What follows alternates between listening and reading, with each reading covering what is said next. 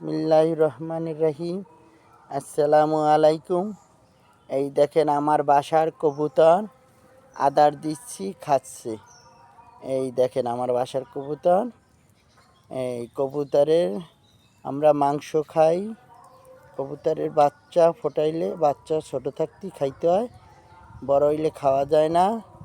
কবুতরের মাংস ছোটোকালেই স্বাদ। এই কবুতরের বাসা হয়েছে এই যে আমার কবুতরের ঘর।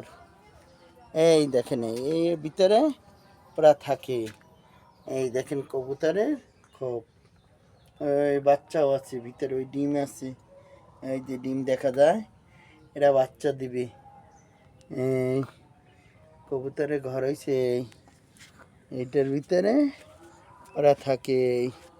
বিশাল আকারে ছাদের উপরে আমি ঘর করছি। এই কবুতর আমার। ভিডিওটি শেষ করলাম। আল্লাহ হাফেজ। আপনারা আমার ভিডিওটি দেখে